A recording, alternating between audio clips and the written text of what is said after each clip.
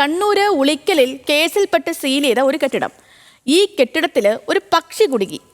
കയറിയ വഴി പുറത്തേക്ക് പോകാനാകാതെ ഈ പക്ഷി ഇപ്പോഴും കുടുങ്ങിക്കിടക്കുകയാണ്. കോടതി ഉത്തരവില്ലാതെ കെട്ടിടം തുറന്ന് പക്ഷിയെ പുറത്തെത്തിക്കാനും ആവില്ല. ജില്ലാ കളക്ടറുടെ ഇടപെടലിൽ പക്ഷിയെ ഇന്ന് പുറത്തെത്തിക്കാനാകും എന്നാണ് പ്രതീക്ഷ. അപ്പോൾ പക്ഷിയുടെ അവസ്ഥ എന്താണെന്ന് അറിയണമല്ലോ. നമ്മുടെ നിഖിലുണ്ട് നമുക്കൊപ്പം. Nikhil, good morning. ഇത് പക്ഷി വല്ലാണ്ടങ്ങ് പെട്ടുപോയെന്ന് പറയാതിരിക്കാൻ വയ്യ. ഇനിയിപ്പോൾ കോടതി കനിയണം പക്ഷിക്ക് പുറത്തിറങ്ങണമെങ്കിൽ, അല്ലേ?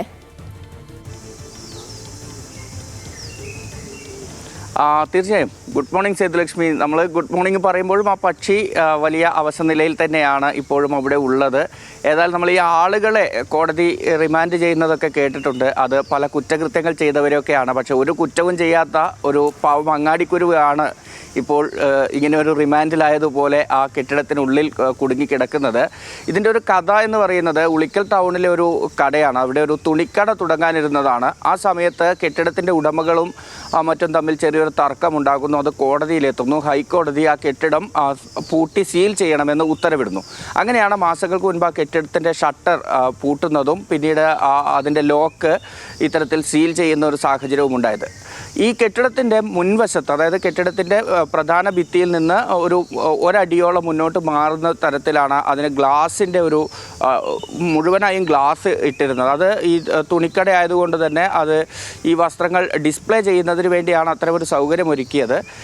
അതിന് അകത്തേക്കാണ് ഈ അങ്ങാടിക്കുരുവി കയറി കൂടുന്ന ഒരു സാഹചര്യമുണ്ടായത്. അതിൻ്റെ ACP വർക്കിന് ഇടയിലുള്ള ചെറിയൊരു ദ്വാരമുണ്ടായിരുന്നു. ആ ദ്വാരത്തിലൂടെയാണ് പക്ഷി അകത്തേക്ക് കയറിയത്. പക്ഷേ അകത്തേക്ക് കയറിയതുപോലെ പക്ഷിക്ക് തിരിച്ചിറങ്ങാൻ പറ്റാതെ വന്നതോടുകൂടിയാണ് അത് അതിനകത്ത് കുടുങ്ങിപ്പോകുന്ന സാഹചര്യമുണ്ടായത്. നാട്ടുകാർ പല വഴിയും നോക്കി അതിനെ പുറത്തേക്ക് എത്തിക്കാമോ എന്ന്. രണ്ട് വഴികളാണുള്ളത്. ഒന്നുകിൽ ആ ഗ്ലാസ് തകർക്കണം, അതല്ലെങ്കിൽ ഈ ഷട്ടർ തുറക്കണം. ഈ രണ്ട് കാര്യങ്ങളും എന്തായാലും നാട്ടുകാർക്ക് ഒറ്റയടിക്ക് ചെയ്യാനാവില്ല.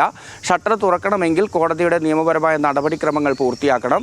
ഇനി ഗ്ലാസ് പൊളിക്കാൻ പോയാൽ ലക്ഷങ്ങൾ വിലമതിക്കുന്ന ഒരു ഗ്ലാസ് കൊണ്ടാണ് അത് നിർമ്മിച്ചിരിക്കുന്നത്. അങ്ങനെ പൊളിക്കുക എന്നുള്ളതും അപ്രായോഗികമായി നിലവിൽ തുടരുന്ന ഒരു സാഹചര്യമാണുള്ളത്.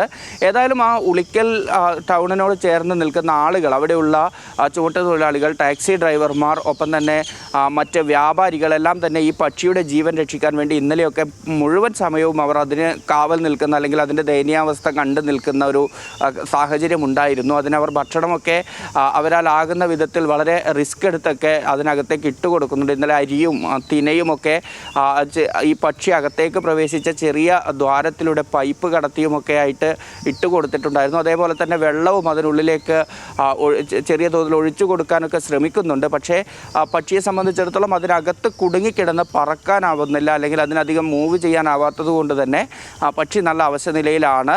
ഏതായാലും ഇന്ന് ഇക്കാര്യത്തിൽ ഒരു തീരുമാനമുണ്ടാകുമെന്നാണ് നമുക്കറിയുന്നത്. വയത്തൂർ വില്ലേജ് ഓഫീസർ ഇന്നലെ അവിടെ എത്തുകയും കാര്യങ്ങൾ അറിഞ്ഞ് കണ്ണൂർ ജില്ലാ കളക്ടറെ അറിയിക്കുകയും ചെയ്തിട്ടുണ്ട്. കളക്ടറുടെ ഒരു ഇടപെടലിലൂടെ പക്ഷിയെ ഇന്ന് പുറത്തെടുക്കാനാകുമെന്നൊരു പ്രതീക്ഷയിലാണ് നാട്ടുകാരൊക്കെ. ഓക്കെ നിഖിൽ, ഇപ്പോൾ എനിക്ക് തോന്നുന്നു ആ നാട്ടുകാരൊക്കെ ജസ്റ്റിസ് ഫോർ അങ്ങാടിക്കുരുവി ആ ഒരു ലൈനിലായിരിക്കും. പിന്നെ നിഖിൽ, മറ്റൊരു കാര്യമുണ്ട്. നമ്മൾ ഇങ്ങനെയൊക്കെ പറയുമ്പോൾ ഈ സത്യം ആ കുരുവി പാവമല്ല, അത് പെട്ടുപോയൊരു അവസ്ഥ ഉണ്ടല്ലോ. അപ്പോൾ എത്രയും വേഗം അതിനെ പുറത്തെത്തിക്കാൻ കൂടി കഴിയട്ടെ. ഒരു ജീവനാണ്.